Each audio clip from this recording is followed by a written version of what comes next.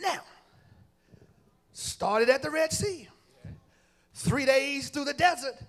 They're in a dry place in Marah. Now they've made it to Elim in verse 27. Now, do you see what I see in verse 27?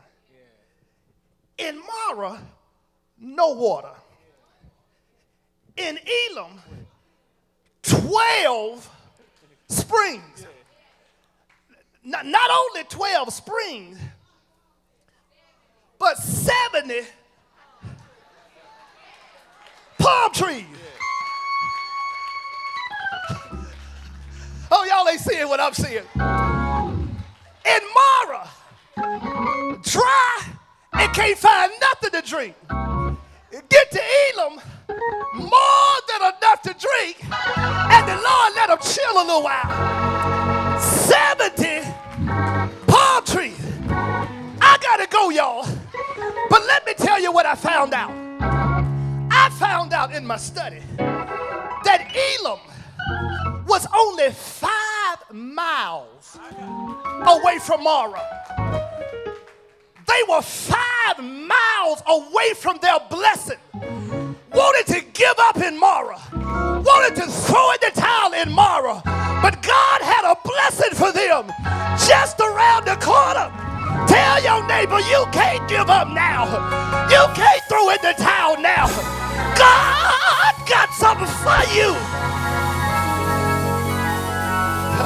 Oh, grab your neighbor by the hand. Tell him, say, you come too far to give up now. You got to stay in this thing. 5 miles. Elim, only 5 miles away from Marah. And if they had given in to that complaining and fussing and wanted to turn back and go back to the Red Sea and kill Moses, they'd have never received the promise that God has for them. Life will render you disappointed at times. But you can't stay there. You got to be aware of his maturing process. You got to be amenable to his master plan.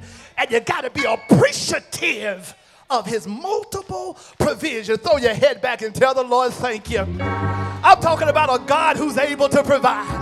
I'm talking about a God who's able to work it out for you. I'm talking about a God who's able to do more than you can imagine. Tell him, thank you. Thank you.